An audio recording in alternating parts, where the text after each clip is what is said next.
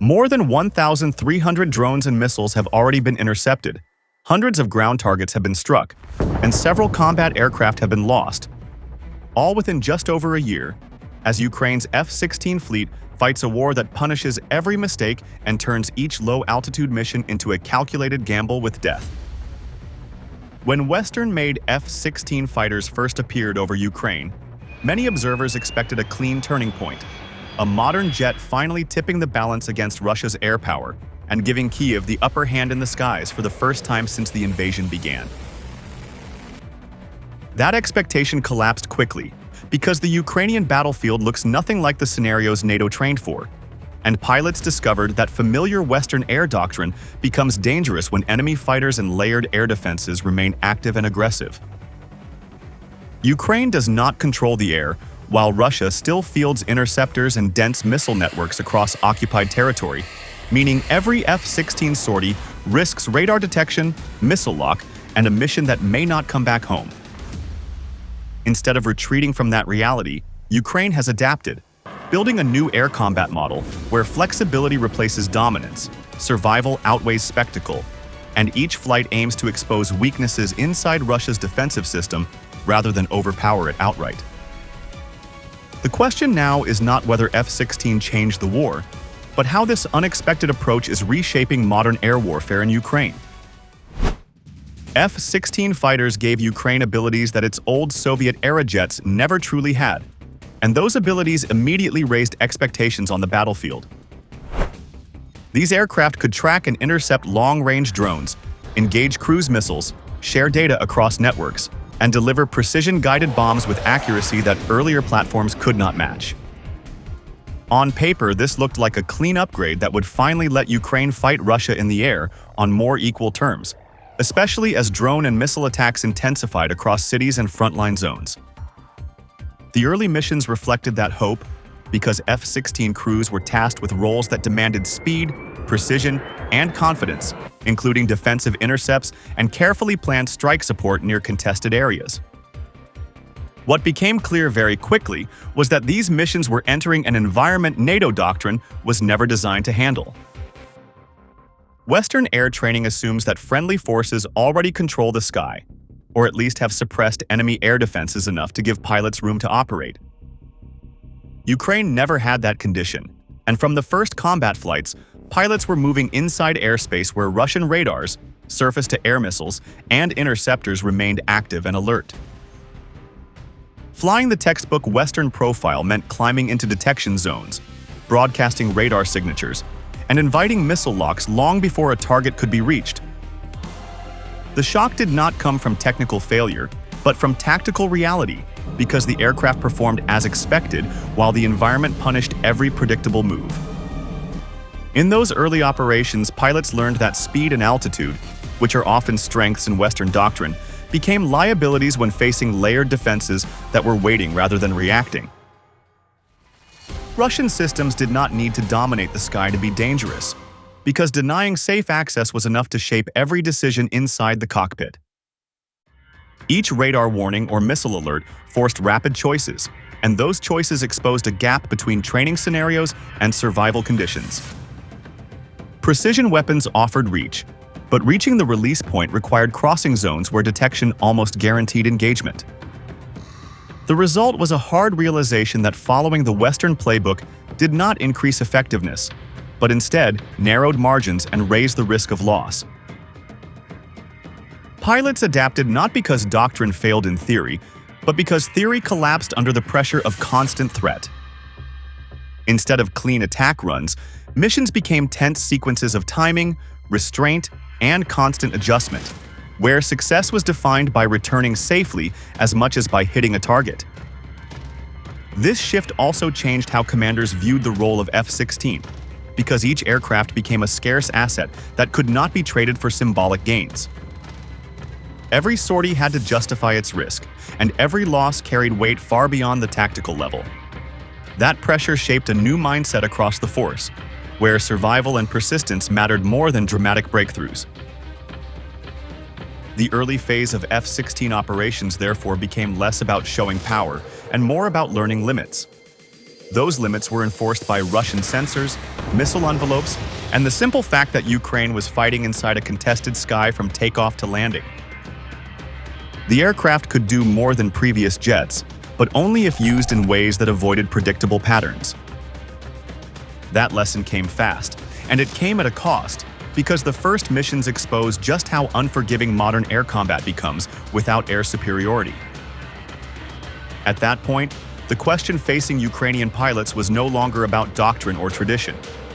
It was about choosing between flying as trained or flying in a way that kept them alive for the next mission. Air superiority never existed over Ukraine, and that single fact reshaped every F-16 mission from the moment wheels left the runway. Russia entered this phase of the war with far more aircraft and with air defense systems layered across occupied territory, creating a sky that could deny access even without constant patrols. That imbalance meant Ukraine could not think in terms of control, because control requires freedom of movement, and freedom of movement was never available. Instead of wide patrols or sustained pressure from above, Ukrainian pilots faced a narrow window where detection could turn into engagement in seconds. Russian fighters did not need to dominate the airspace to influence it, because their presence forced caution, altered routes, and compressed decision time for every approaching aircraft. Surface-to-air missiles added another layer of pressure, since launch zones overlapped and created areas where a single mistake could trigger multiple threats at once. In this environment, the idea of using F-16 jets to claim the sky became unrealistic, not because the aircraft lacked power, but because the battlefield refused to allow predictable movement.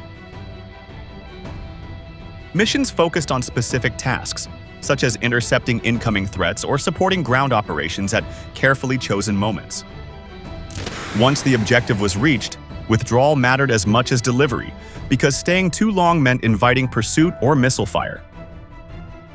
This approach turned air operations into short bursts of action rather than extended presence, changing how success was measured. Instead of counting airspace held, commanders looked at targets neutralized, time survived, and assets preserved for future use. Russia attempted to exploit its numerical advantage by forcing Ukraine to react, using drones, glide bombs, and missile launches to stretch defenses and test response times. Each wave pushed Ukrainian planners to decide which threats mattered most and which could not be engaged without unacceptable risk. That pressure forced prioritization, and prioritization meant accepting that some airspace would remain contested by default. F-16 aircraft became tools for disruption rather than dominance, designed to interfere with Russian operations at critical moments. Pilots entered hostile zones with clear limits, knowing exactly when to turn back before conditions closed in. Every launch carried a calculation that weighed the value of the task against the cost of exposure. This constant evaluation shaped tactics in real time, because conditions changed quickly as Russian systems adjusted. When air defenses shifted or fighters repositioned, routes had to change immediately or missions were aborted altogether. The absence of air superiority also affected timing, because Ukraine often waited for Russian activity to reveal patterns before committing aircraft. That patience reduced unnecessary losses and preserved capability, even though it limited the scale of operations. Over time, this way of fighting turned the sky into a contested corridor rather than a battlefield to be conquered. Each flight aimed to exploit small openings instead of forcing large outcomes. The result was not a fair contest, but fairness was never the goal. Survival and sustained pressure mattered more than dramatic air victories. By accepting that the sky could not be owned, Ukraine learned how to move through it carefully, strike when possible, and disappear before the balance shifted. That mindset defined the second phase of F-16 operations, where discipline and timing mattered more than numbers, and where every takeoff was planned as a calculated risk rather than a show of strength. Low-altitude flight became a survival choice for Ukraine's F-16 pilots once it was clear that the sky offered no safe layer above the battlefield. Instead of climbing high to gain speed and awareness, pilots were forced down close to the terrain, where hills, tree lines, buildings, and ground clutter could break radar lines and delay missile tracking. This shift changed the rhythm of every mission, because the aircraft now moved through a narrow corridor where visibility was limited and reaction time was short. Flying low reduced the chance of early detection, but it also meant that mistakes carried immediate consequences, since there was little space to recover if something went wrong. Every flight began with careful route planning that treated the landscape as both cover and threat, because terrain could hide an F-16 from sensors while also closing off escape options. As jets skimmed over fields, rivers, and damaged infrastructure, pilots had to read the ground constantly and adjust altitude and angle by instinct rather than by instrument alone. Low-altitude flight also narrowed response options once a threat appeared, because diving away or climbing sharply was often impossible without exposing the aircraft to tracking systems. Missile warnings under these conditions triggered immediate decisions, not long calculations, since hesitation increased risk rather than reducing it. Pilots learned to rely on timing and positioning instead of brute performance, entering hostile zones only when conditions offered brief protection. The aircraft still carried advanced sensors and weapons, but using them required restraint, because lingering to confirm a strike invited attention from below and beyond the horizon. Weapons release became a moment that had to be earned through patience, not forced through aggression. This approach placed enormous responsibility on the individual pilot, because automated systems could not solve problems created by terrain and compressed time. Each pilot had to judge speed, height, and direction while managing stress that remained constant from takeoff to landing.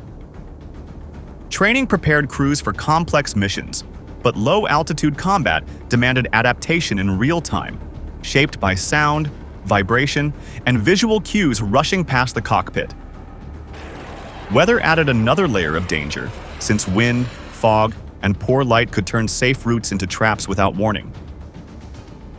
Ground fire also became a concern, because flying close to the surface increased exposure to small arms and short-range systems that rarely threaten high-flying aircraft. Pilots had to accept that avoiding radar did not mean avoiding all danger, only shifting it into forms that were harder to predict. Despite these risks, low-altitude tactics allowed F-16 to appear where Russian defenses expected silence, disrupting patterns and forcing defenders to react late. That surprise mattered more than speed, because delayed detection reduced coordination among opposing systems. Over time, pilots refined their approach, learning when to push forward and when to abort without regret. Aborted missions were not failures, but decisions that preserved aircraft and experience for later use. This mindset reduced losses while maintaining pressure, even if it limited dramatic results. By treating each pilot as a decisive element rather than a replaceable asset, Ukraine shaped a method where skill outweighed numbers. Low-altitude flight did not promise safety, but it offered a chance to operate inside a hostile sky without surrendering control completely. That balance defined this phase of F-16 operations, where danger was constant and mastery meant returning with lessons learned rather than victories claimed. Small formation tactics became a defining feature of how F-16 were used once Ukraine accepted that massed air power was not an option. Rather than sending single aircraft or large packages into contested airspace, commanders began launching tight groups where each jet had a clear and limited role. These formations were built to confuse, divide attention, and stretch Russian defenses at the exact moment pressure mattered most. Inside each group, not every aircraft was meant to strike, because some were assigned to draw fire and force early reactions from radar crews and missile operators. Those decoy aircraft exposed themselves just enough to trigger launches, knowing that the real threat often sat one step behind. Once missiles were in the air, Russian operators had already committed, and that commitment reduced flexibility across the wider defense network. This created brief windows where the strike element could move closer, release weapons, and exit before systems reset. The process was tense and fast because timing mattered more than firepower, and hesitation could collapse the entire sequence. pilots flying decoy roles carried a heavy burden, because survival depended on discipline and coordination rather than speed alone. Their task was not to win an engagement, but to shape it, forcing the opponent to spend resources and reveal positions. Every missile fired at a decoy aircraft was a missile not available for the next wave, and that mattered in a war defined by endurance. Russian air defense units could not afford unlimited launches, because resupply under pressure is slow and vulnerable. Over time, repeated use of this method began to strain response patterns, as operators faced uncertainty about which contacts mattered most. That uncertainty increased reaction time and reduced confidence, which is deadly in air defense operations. For the strike aircraft, protection came not from invisibility but from distraction, because defenders rarely had a clear picture of the full situation. This approach also limited exposure, since aircraft did not linger longer than required to complete their role. Once weapons were released or attention drawn, the entire group withdrew, leaving little time for pursuit. Russian fighter jets attempting interception often arrived too late, because the engagement had already shifted or ended. The result was a series of sharp exchanges rather than prolonged fights, which favored the side willing to trade patience for precision. Losses were still possible, and every mission carried risk, but risk was spread across the formation instead of concentrated on a single aircraft. That distribution reduced catastrophic outcomes, even when conditions turned hostile. Commanders monitored patterns closely, adjusting formation size and spacing based on recent encounters. When defenses reacted faster, groups became smaller and tighter. When missile launches slowed, pressure increased carefully, never beyond what survival allowed. This constant adjustment kept Russian forces guessing, because no pattern remained stable long enough to exploit. The cost to Russia was not only in missiles spent, but in the mental load placed on crews who had to decide under uncertainty. Air defense is strongest when it is confident, and confidence erodes when every contact might be a trap. For Ukraine, this method aligned with broader strategy, where preservation mattered as much as impact. The fighting around Myrnograd showed that F-16 operations only made sense when they were woven into a wider system that linked air power, ground maneuver, and constant drone pressure. This was not a story of jets arriving to rescue trapped units, but a sequence where withdrawal itself became part of the plan rather than a sign of defeat. Ukrainian ground forces did not abandon positions in panic, because movements were timed and covered, with each step designed to pull Russian units forward into spaces already shaped for loss. As infantry fell back in stages, drones filled the air above roads, tree lines, and rail approaches, tracking movement and feeding live data to commanders and pilots. Those drones did more than watch because they guided ambushes, adjusted fire, and turned narrow routes into zones of constant threat. Russian units advancing into what looked like empty ground found themselves slowed by strikes that came without warning and from multiple directions.